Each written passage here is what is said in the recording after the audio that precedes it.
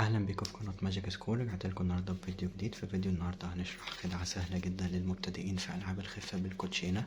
طبعا بعتذر عن الغياب فتره طويله، ولكن ان شاء الله هنرجع بقوه. استاذنكم بس يا شباب، عاوز التفاعل. كل اللي بيتفرج على الفيديو ينزل دلوقتي حالا يعمل لايك ويشترك في القناه ويفعل زرار الجرس عشان يجيلكوا اشعار بكل الفيديوهات الجديده اللي هنزلها بعد كده. قطعه النهارده بسيطه جدا، تعالوا نشوفها الاول مع بعض وبعد كده نروح على الشرح.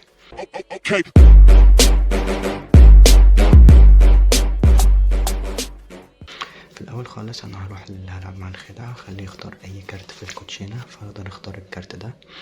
فهو في الحاله دي اختار التسعة الشجر زي ما انتم شايفين كده على الكاميرا.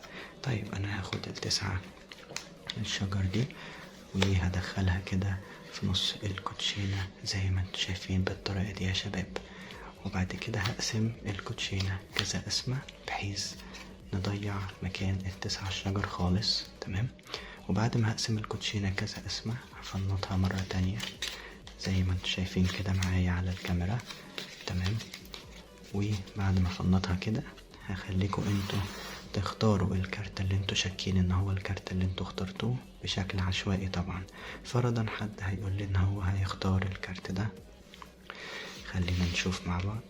طيب خلينا نغيره عشان محدش يقول ان انا عامل حاجة في الكوتشينة. هناخد الكارت دوت مثلا، وفي الحالة دي الكارت ده هو الكارت اللي انتوا اخترتوه. خلينا نشوف مع بعض. طبعا انا هاخد الكارت اللي احنا طلعناه بشكل عشوائي دوت ونشوف هل احنا قدرنا نطلع الكارت بشكل صح ولا لا. طبعا انتوا شايفين انا مبصيتش في الكوتشينة خالص.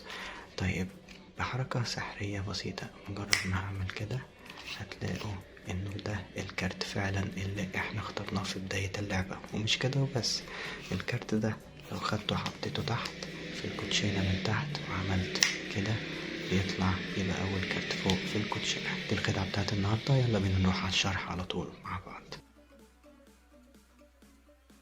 طيب بصوا يا شباب، خدعة النهاردة سهلة جدا. كل الفكرة انك بتخلي الشخص يختار اي كارت. فرضا اختار الكارت ده. تمام. بتخلي يشوفه هو اختار كده الشايب الدايموند. وبعد كده بتعمل بريك بصباعك كده في نص الكوتشينة وبتدخل الكارت دوت عند البريك زي ما انتوا شايفين كده. ولكن من ناحيته هو مش بيبقى شايف اي حاجة من الكلام ده لان الكوتشينة بتبقى عاملة كده. طيب انت هتدخله عند البريك وبعد كده هتقسم كذا قسمة. تمام. من تحت البريك اللي انت اوريدي واخده بالطريقة دي. وبعد كده هتيجي في الاخر تاخد الجزء ده كله وتطلعه فوق. كده انت اتحكمت في الكارت اللي الشخص اختاره ان هو يبقى اول كارت في الكوتشينة. كده انت مش محتاج اي حاجة تاني. خلاص هتخليك الشخص يختار اي كارت هو شاكك ان هو الكارت اللي هو اختاره بشكل عشوائي. هتقوله يعني بص على الكروت وتخيل انهي كارت فيهم هيبقى كارتك. فرضا اختار الكارت ده. اهم حاجة مش هيشوف الكارت، ما تخلوش يشوفه. هتعمل هنا بريك بصباعك الصغير زي ما انت شايف كده وتخليك واخده. بعد كده تاخد الكارت اللي هو اختاره اللي هو فاكر ان هو كارته وهتحطه كده اول كارت. كده اصبح انت واخد بريك تحت اول كارتين زي ما انت شايف كده. بعد كده هتقوله طيب بحركة سحرية بسيطة هعمل كده والكارت اللي انت اخترته فعلا وشكيت ان هو كارتك هو الكارت اللي انت اخترته في البداية. بعد كده هتقلب الكارتين مع بعض وهتاخد اول كارت اللي هو مش كارته، كارت عشوائي خالص، وتحطه تحت. فرضا ان هو كارته هتقوله برضو بحركة سحرية تانية هعمل كده وكارتك هيطلع يبقى اول كارت فوق في الكوتشينة. طيب خدعة سهلة جدا وبسيطة جدا ممكن اي حد يعملها بكل سهولة.